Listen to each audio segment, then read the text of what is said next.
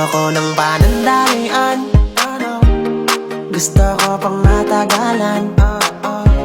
Ayoko rin ng kalokohan, gusto ko yung pangkasalan.